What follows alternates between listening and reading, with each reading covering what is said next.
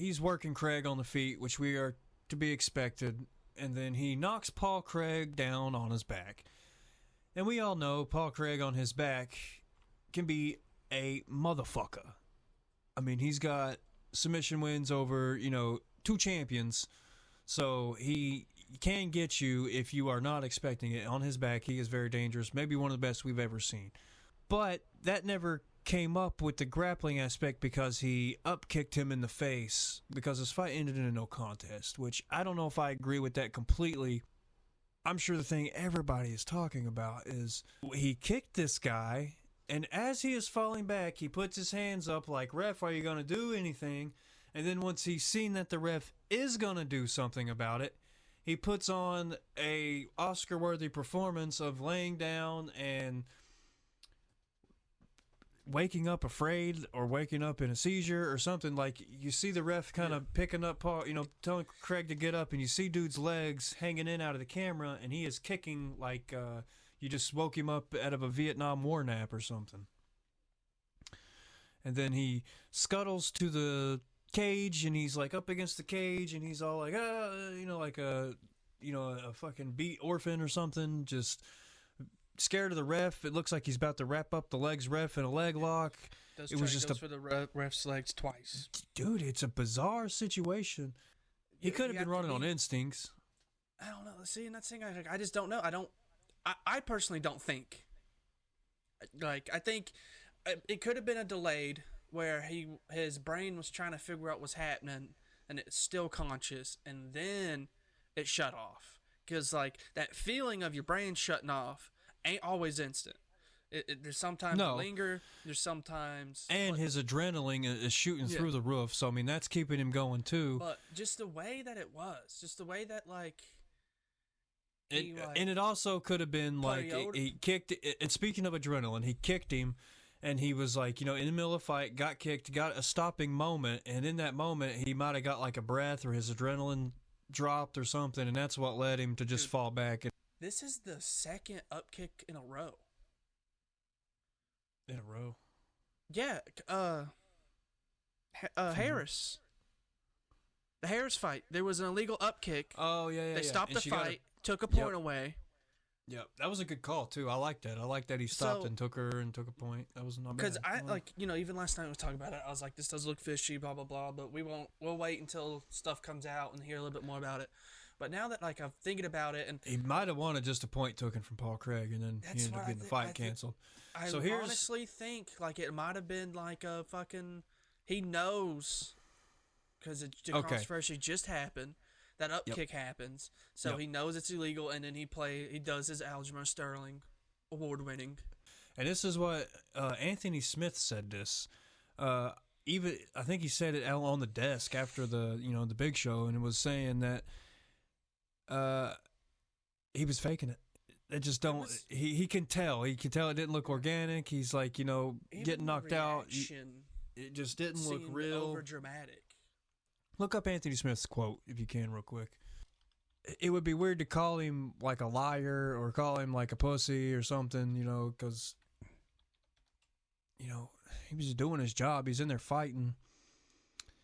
But I know you've seen it. There is a famous clip of a dude getting knocked out in some like Russian organization, and then as the ref is trying to like help him because he's unconscious, he gets up and tries to submit the ref, and then the ref has to submit him. Yeah. You know what I'm talking about? Yes. Yeah, like I say, I know you've seen that. It's a famous MMA clip. If you watch MMA on Instagram or social media. In which we were headed that way when he started wrapping up dude's legs.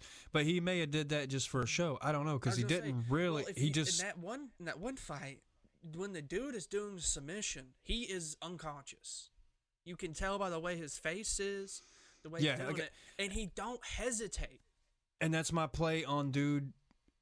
You can almost believe Bellato because he, like I said, just not conscious, just by like muscle memory. He got kicked. He knew it was illegal. He knew he was probably, before he got kicked, was thinking, if this motherfucker kicks me, I'm going to act like he upkicked me.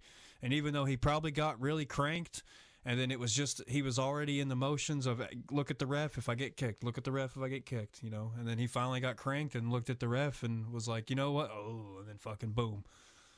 So it could have been his plan all along.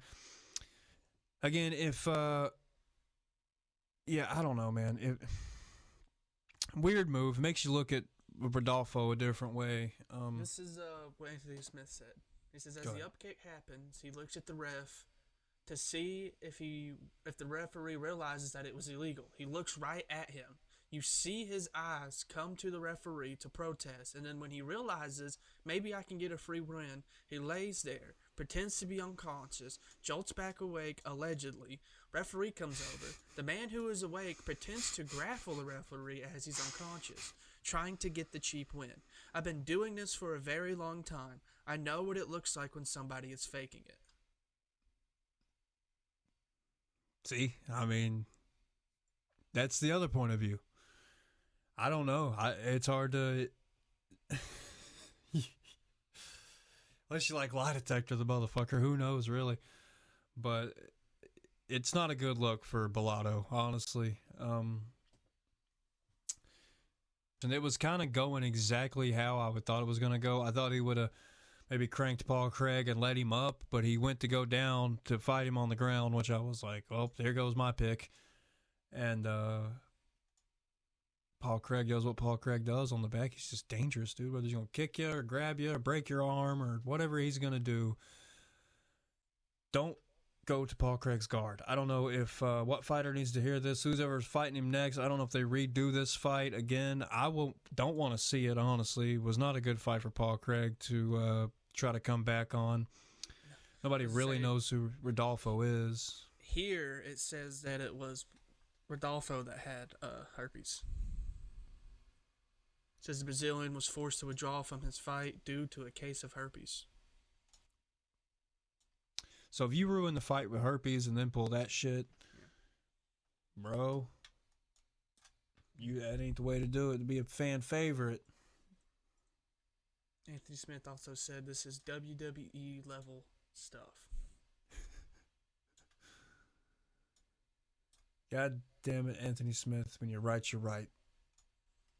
And like I said, I've been seeing a lot of clips of it today, and there's an angle from the left where we could see the leg come up. It looks like it snips his ear.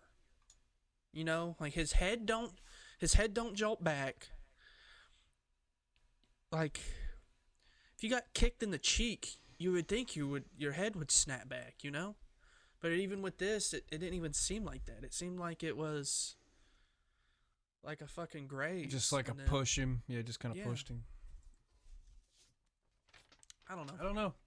I don't know either. That was a weird ending to that fight. Hate it for Paul Craig. Like Paul Craig. This is not a good look. He's got to get back in that win column. Bellato, you need to get back in that win column. Get this behind you. Get this bullshit behind you. Because right now this is not what you want to be known for. You know, it's just not a badass look. It's not badass to reschedule a fight for a herpes outbreak. It's not badass to fake getting knocked out and be like, ooh, fight the fucking ref. And just... I know, like I was saying, like, it's not cool. Been unconscious. It just looked weird. It just looked, you know, it just... Well, it's like when you're unconscious, there's a thing, like, you feel so heavy. Your body feels so heavy. You have, you get this tingling feeling all the way through your body. You feel so fucking heavy. Like, it feels hard to pick your head up. That's why usually people have to help you pick your head up. So, like... Yeah, you're knocked the fuck out. Like a sack of potatoes. There's flash knockouts, too, where, like... Which happens a lot in the UFC, where it's just a quick strike, you hit the ground, ref's over you, and then you're up. Well, no, okay, well, not even just people who's not been knocked unconscious. When you watch this sport enough, you've seen people knocked unconscious more than you ever should, but you get the feel for it, you've seen it, you know it. It's kind of like when you see fighting in movies, it looks stupid, it looks fake, you don't believe it. The timing's off, the sequencing's off, the feel's off, they don't, you know, you can tell. And that just did not look weird. Weird shit happens. Because the human brain's a weird thing. He could have been there, could have been gone, could have been back. Who knows? But when you watch this sport enough, you do kind of know what you're looking at. You do kind of pick up on things of like what looks weird to you, and that just looked weird to you. And everyone says the same thing. I'd say a lot more people agree with Anthony Smith than don't. So, well, like I said, we'll just have to see what comes of that. See if they reschedule that fight. Hope they don't. Who the fuck cares at this point? But we'll move on from it too.